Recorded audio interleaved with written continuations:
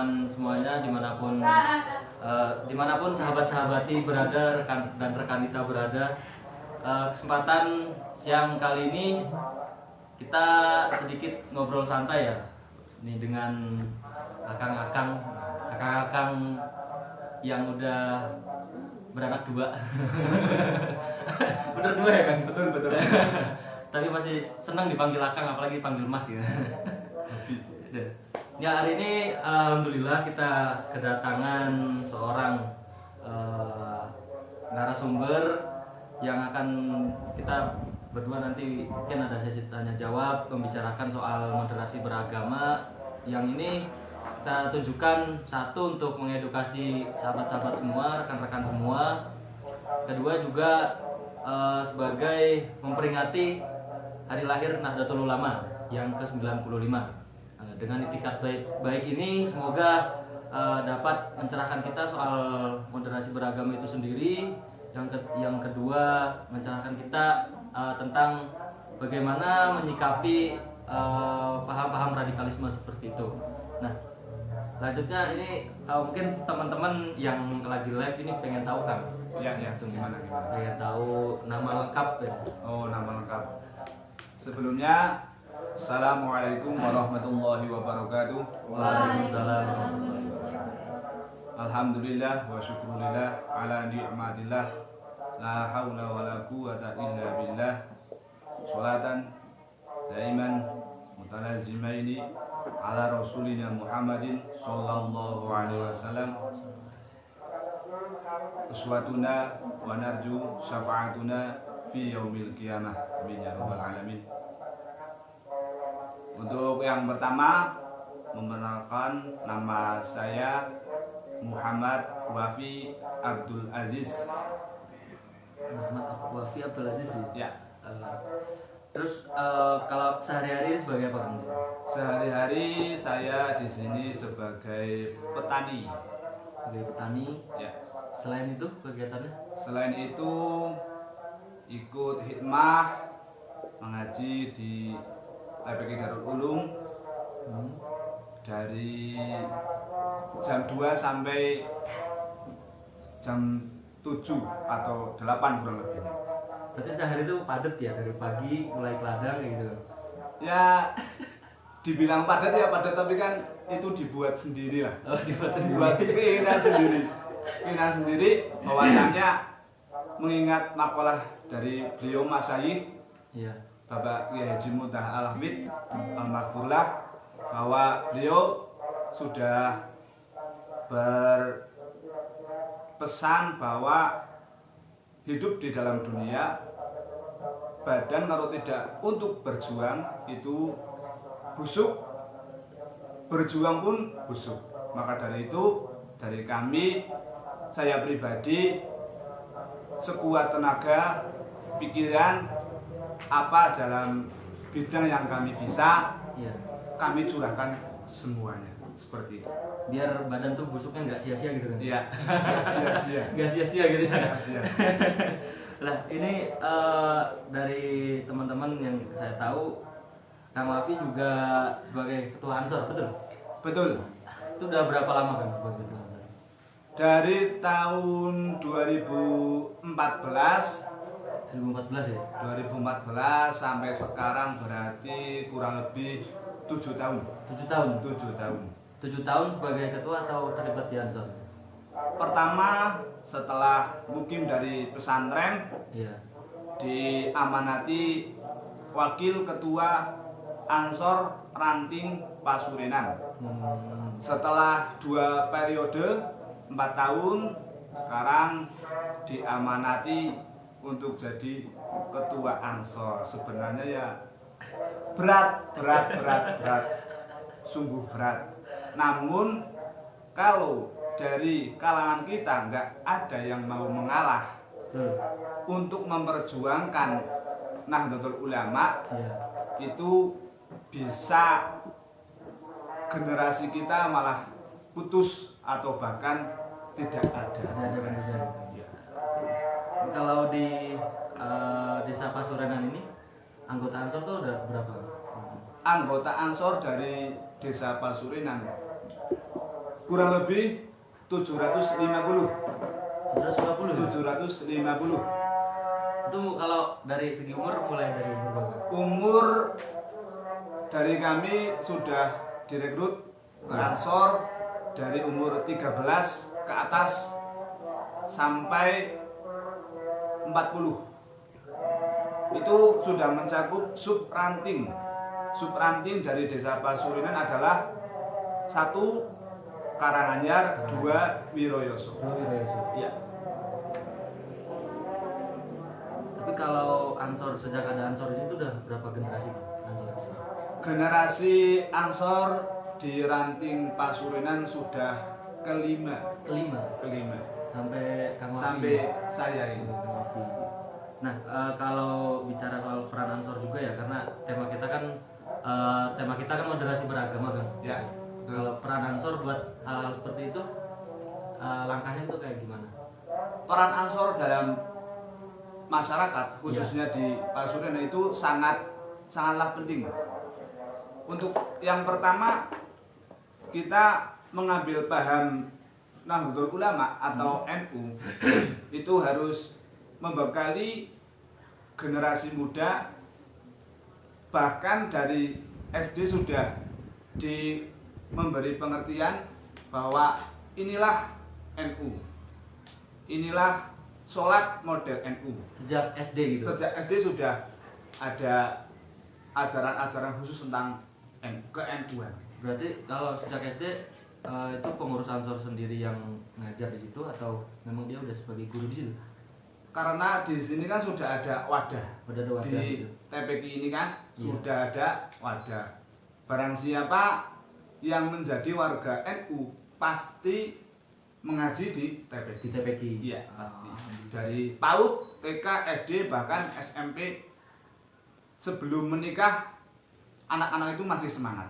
Alhamdulillah. Berarti alhamdulillah masih bisa menjaga gitu ya. Masih bisa menjaga tradisi. Nah, kalau soal program Kang di Ansor, untuk program itu yang bertujuan untuk menjaga kerukunan dengan masyarakat kan, dengan sesama Islam hanya beda golongan misalnya. Ya, betul. Untuk program dari kami yaitu ada istighosah, mujahadah Riyadul Mustafirin yang bertepatan pada malam Kamis. Terus ada Quranan bulanan 1 bulan 1 kali setiap tanggal 1 atau tanggal 2 awal bulan. Terus ada jamaah Yasin setiap malam Jumat. Terus setiap ba'da Jumatan ada hadroh atau rebana. Jadi lumayan padat ya? Ya lumayan. Ya sedikit-sedikit, yang penting jalan gitu Mas. Yang penting jalan, tidak vakum gitu. Alhamdulillah gitu. Ya, alhamdulillah. Terus kalau soal benturan dengan ormas lain ada nggak di sini? Alhamdulillah itu kami mendengar dulu sudah lama ada sedikit benturan, tapi setelah sampai saat ini alhamdulillah tidak ada benturan yang mengakibatkan fatal atau pecah dalam bermasyarakat. Kalau boleh tahu benturan dalam hal apa aja? Benturan dalam akidah. Dalam akidah. Tapi alhamdulillah sekarang udah enggak ya? Sekarang sudah tidak. Kita dari Pasurinan sendiri bagaimana caranya, walaupun ada beberapa ormas yang lain tetap menghargai, menjaga kerukunan dan kesatuan, sehingga yang kami cita-citakan menjadi desa yang thayyibatun wa rabbun ghafur. Luar biasa ya. Bukan cuma Indonesia, tapi desanya langsung thayyibatun wa rabbun ghafur ya. Nah, kalau ini kan kita bahas soal tema yang moderasi beragama ya, kan? Yang itu kita niatkan buat ya mencegah paham-paham radikalisme gitu. Ketika ada tema semacam ini, menurut Akang seperti apa gitu pandangannya? Menurut saya sendiri tema yang seperti ini itu bagus. Bagus yang pertama bahwa untuk bisa memilih bahwa antara moderasi beragama itu yang baik yang mana, terus yang kita pilih itu yang mana. Yang jelas kalau seandainya kita tahu dan paham, otomatis memilih yang diridhoi Allah Subhanahu wa taala. Tapi untuk secara keseluruhan di desa ini kerukunan itu benar-benar masih kuat ya kan? Alhamdulillah kerukunan masih kuat. Ila yaumil qiyamah insyaallah tetap utuh. Amin amin. Tapi semoga ya berimbas ke desa-desa yang lain juga. Ya semoga teman-teman. di desa lain pun tetap menjaga kerukunan dan kesatuan walaupun terdapat berbagai macam ormas atau agama yang berbeda. Ingat bahwa kerukunan itu lebih penting dari segalanya. Tapi kalau misalkan penting nggak sebenarnya moderasi beragama itu? Moderasi beragama itu dibilang penting, dibilang tidak. Sebab moderasi beragama itu kan hak-hak mereka masing-masing itu Mas. Individu. Iya. Individu. Biasanya kan melihat dari generasi ke atasnya. Ke atasnya siapa? Itu nanti ke bawah ikut seperti itu. Berarti tergantung generasi sebelumnya itu. Ya, pada umumnya seperti umumnya. itu, pada umumnya. Tapi kalau kayak semisal ngelihat keadaan misal di Indonesia gitu Ya. yang beragam gitu, terus belum lama ini kan juga banyak perpecahan gitu. Ya. Pandangan Kang Wafi itu sendiri seperti apa? Sebenarnya kita harus membekali diri walaupun berbeda beragama tapi mempunyai paham bahwa kerukunan dan kesatuan itu sangatlah penting sehingga tidak bakal terjadi sesuatu yang negatif, bahkan terjadi perpecahan atau kebenturan. Nah, kalau di desa ini sendiri kan yang moderasi beragama yang terjadi itu kayak gimana? Moderasi beragama di sini alhamdulillah mayoritas Islam gitu ya. Ya, mayoritas Islam. Ya, mayoritas Islam. Sehingga untuk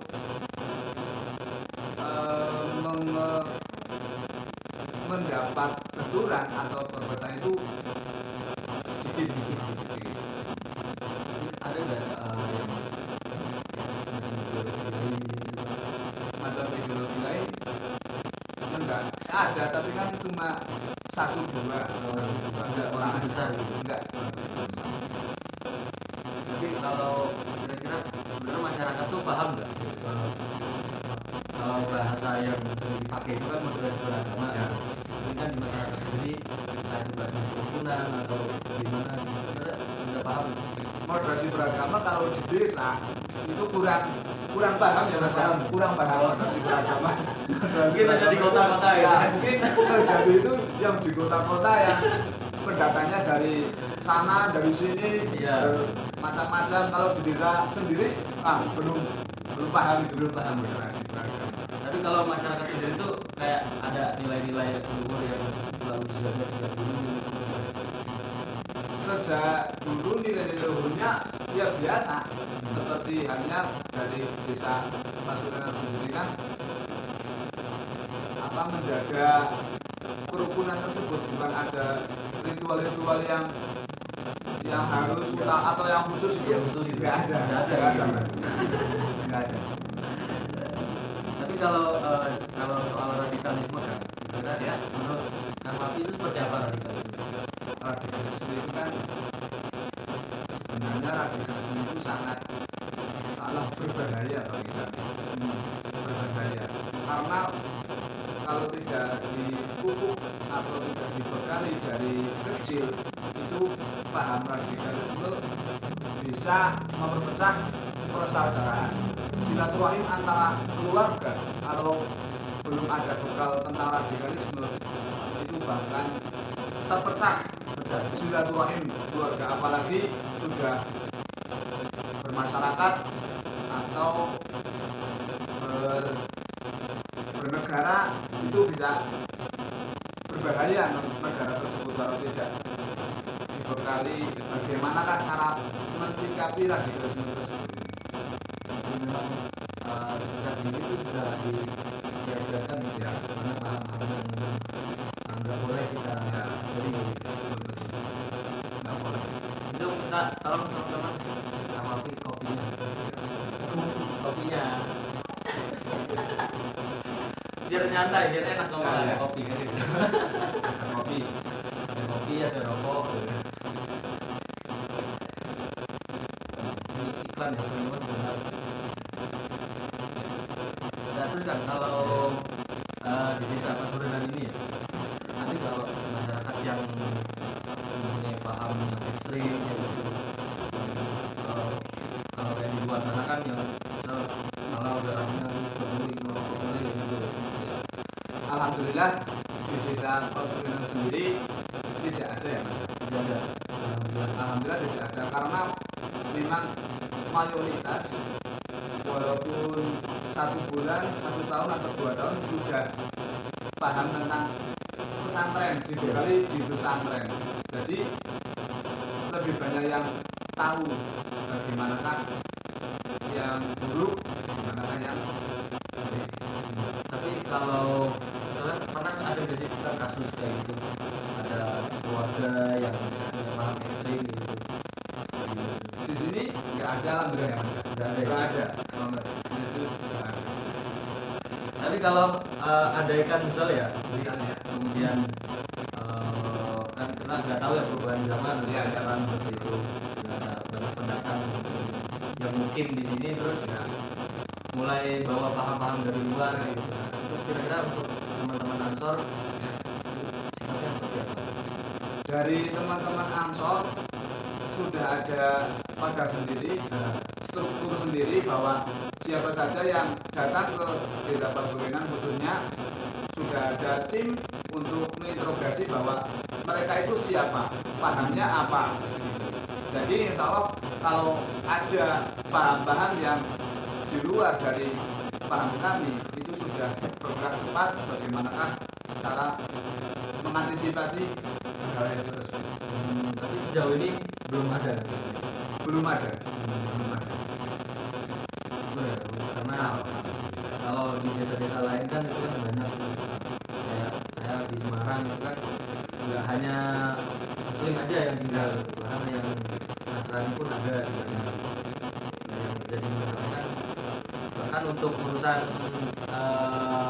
bertetangga aja karena mereka tuh nggak mau berhubung karena kalau minoritas dan sebagainya.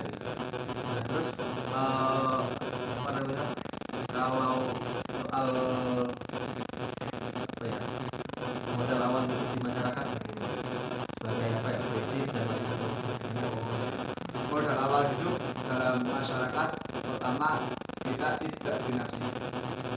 Dibekali dari diri kita sendiri bahwa bagaimanakah cara bermasyarakat. Kita tidak harus menuntut masyarakat ikut dengan kita. Apa mau kita, masyarakat harus ikut, itu tidak. Tapi sebaliknya, kita tahu bahwa kondisi masyarakat, kebutuhan masyarakat itu yang seperti apa. Itu yang seperti apa.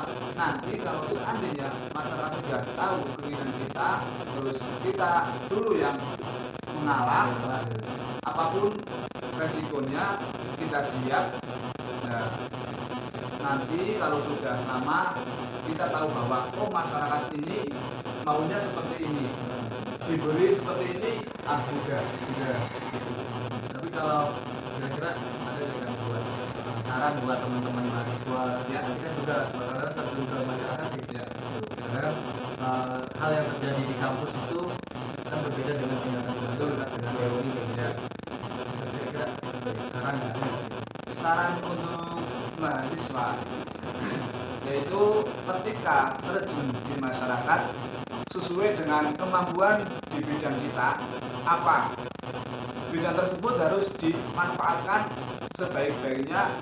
Bagaimanakah cara kita mensikapi masyarakat sesuai dengan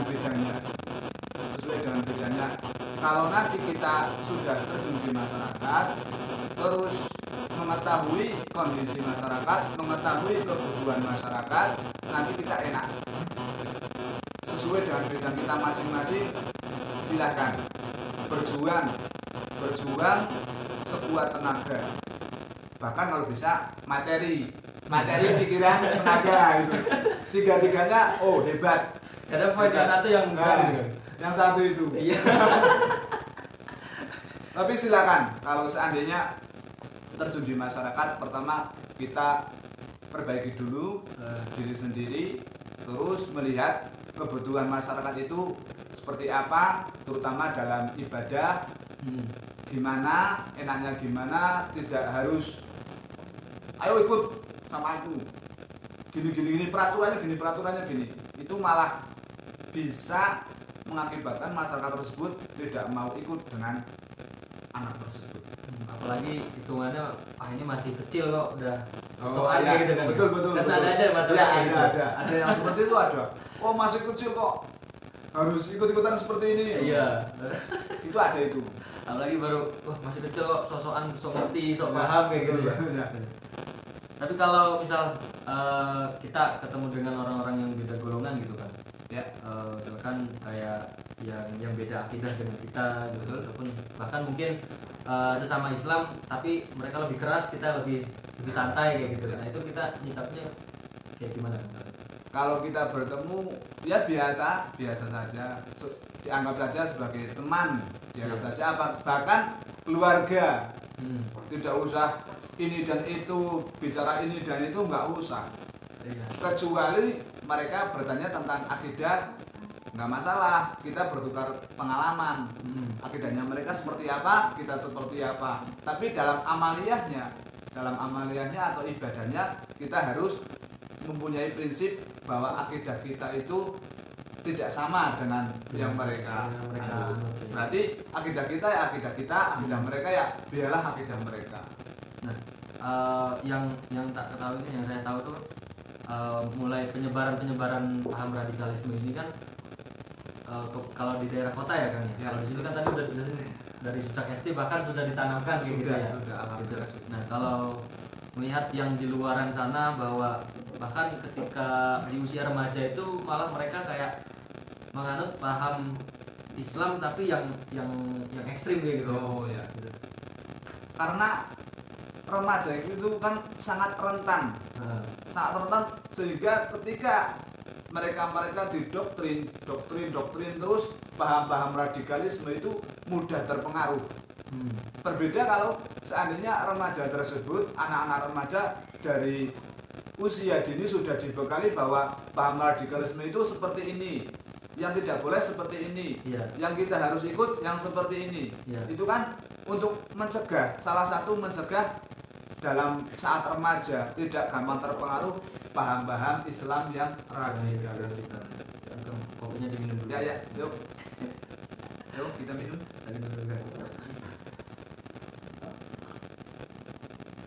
Nah, kalau kira-kira dampak pada remaja itu seperti apa? Mereka punya paham radikal atau paham ekstrem kanan ya gitu kan? Ketika anak remaja paham radikalisme terus terkena radikalisme itu lebih berbahaya karena jiwa-jiwa remaja setiap ada keinginan atau kemauan pasti mereka berusaha sekuat tenaga pikiran bahwa apa tujuan kita harus tercapai. Walaupun ada rintangan ya malu semangat membara semangatnya membara. Jadi ketika remaja sudah ada dokter radikalisme terus dia kelihatannya kok gampang, terus menantang jihad. Nah, seperti itu kan bahkan sangat berbahaya. Sangat berbahaya. Maka dari itu harus dibekali dari usia dini. Saking semangat yang membara itu pikirannya mengembara gitu. Pikirannya traveling gitu. Mengembara kemana-mana, ke negara manapun ikut, ke negara manapun ikut. Nah, seperti itu ya. Itu kan lagi banyak ya gitu kan. Nah, kalau untuk solusi alternatif kira-kira apa kan? Solusi untuk remaja, manfaatkanlah usia kalian bahwa pada saat remaja itu kan gampang terpengaruh. Maka dari itu kita harus mencari pelajaran yang sesuai dengan akidah kita atau ajaran Islam yang baik itu yang seperti apa, tidak asal-asalan kemana harus mencari ilmu, tapi harus tahu betul dari mana asalnya gitu, ilmunya dari mana, terus tujuannya apa harus tahu. Kalau kayak Nggak boleh asal-asalan. Buat aja tuh eling balik Oh, eling balik. Eling balik. Tapi kamu buat tambahan aja nih ya. Ya, tambahan. Ini kan kita juga masih dalam suasana Harla NU gitu. Betul. Nah, untuk generasi NU sendiri kira-kira untuk beberapa tahun depan ini apa sih yang perlu dilakukan gitu kan? Generasi untuk NU bahwa kita harus mengetahui sejarah-sejarah masalih-masalih yang mendirikan NU, terus melestarikan apa rutinan yang dilaksanakan oleh Kasekuan NU.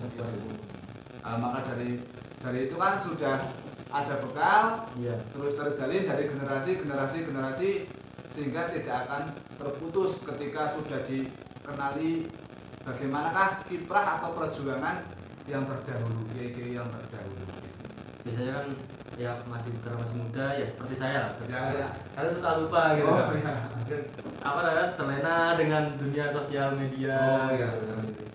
Kita harus walaupun di saat ini sosial media sangat canggih, Iya. harus bisa memanfaatkan. Gimanakah saya punya sosial media, terus cara mencari sesuatu, alamat sesuatu, ya. Sekali-kali kita membuka sejarah yang dulu.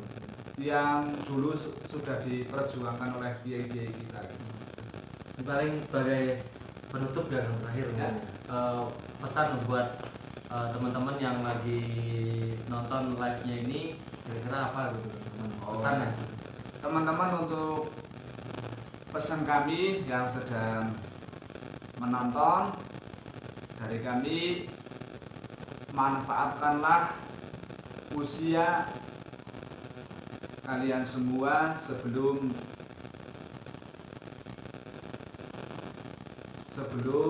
usia kalian itu hanya terlewati yang semudah itu. Kita manfaatkanlah usia yang sebaik-baiknya. Kesehatan, selama masih sehat, mari kita manfaatkan yang sebaik-baiknya.